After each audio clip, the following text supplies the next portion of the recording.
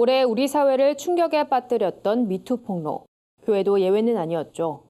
교회 내 성폭력 가해자가 대부분 목회자인 것으로 나타나 파장이 일기도 했는데요. 한 해를 정리하며 교회 내 성폭력의 현황과 대안을 짚어봅니다. 한혜인 기자입니다. 부목사에게 당한 성폭행으로 목숨을 끊었던 신학대생부터 최근 불거진 인천의 한 교회의 그루밍 성폭력 사건까지 올해는 은폐됐던 교회 내 성폭력이 수면 위로 드러난 해입니다. 이와 함께 처치2, 위드유, 그루밍 성폭력이란 단어가 파생되기도 했습니다. 기독교반 성폭력센터에 따르면 올 한 해 센터에 접수된 상담 건수는 85건. 이 중엔 성폭력이라고 구분되지 않은 사건도 포함됐지만 이 사실을 감안하더라도 드러나지 않은 성범죄가 더 많을 것이라는 게 전문가의 의견입니다. 전문가들은 피해자들은 목회자 권위주의, 기존의 친분관계, 2차 가해 우려, 청소년 피해자의 심리적 판단 결여 등으로 피해 사실을 밝히기가 어려웠을 것이라고 설명했습니다. 그렇다면 교회 내 성폭력 근절을 위해서는 어떤 노력들이 필요할까?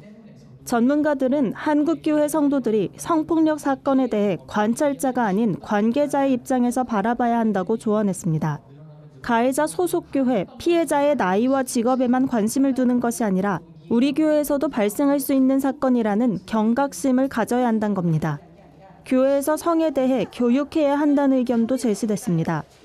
이게 사회에서는 문제구나라는 얘기를 들을 수 있는 그런 자리 정도는 만들면 좋지 않을까. 근데 이건 쉽지 않을 거라고 생각해요. 성에 대한 또는 성이라는 문화에 대해서 사실은 교육을 해야 되거든요. 근데 교회에서는 그게 어려운 이유가 교회는 교리를 가르치기 때문에 십계명이기 때문에.